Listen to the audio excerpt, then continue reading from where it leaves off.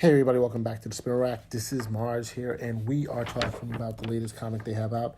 This is called Eye of the Storm. And, I think this is a pretty important comic. I think if you're really interested in Star Wars, this is something you need to get. This is from the High Republic period, and it basically deals with the backstory for one of the main characters there, Marchion Ro, the guy who's running the Nihl.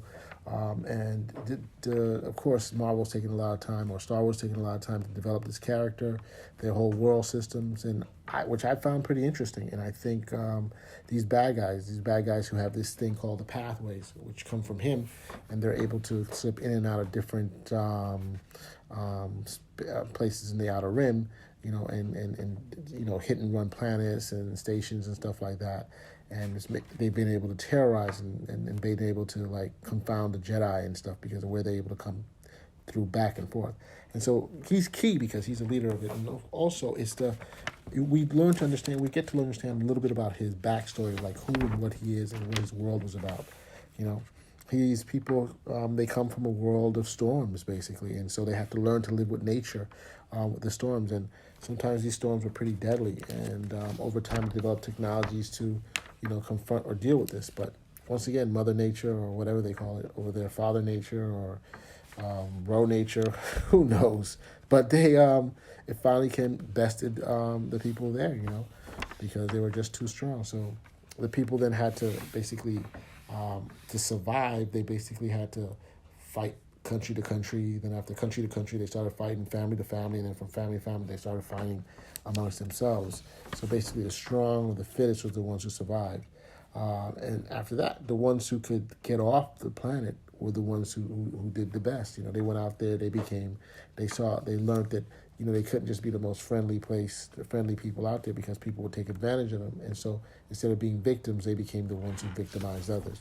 So that's the basic understanding of what happened with his people and his family, and where he's coming from and how they see the world.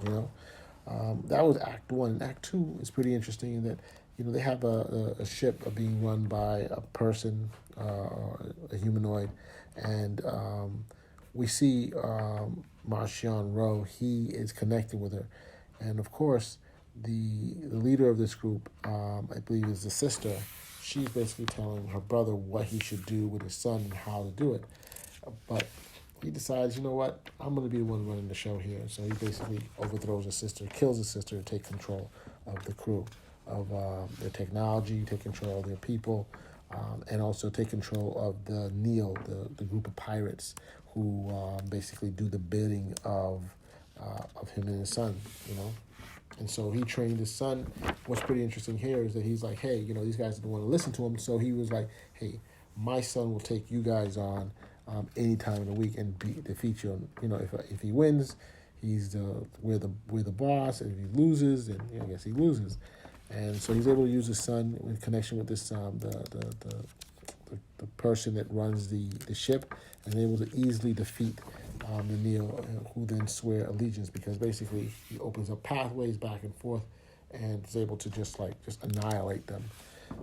So of course the father becomes the Lord. He runs them now. They accept his leadership, because of what his son did. After that, we have whereby the father ends up being killed himself. This is the way things happen in the society. The strong survive, the weak drop. But I gotta say, the coloring in this comic is really good.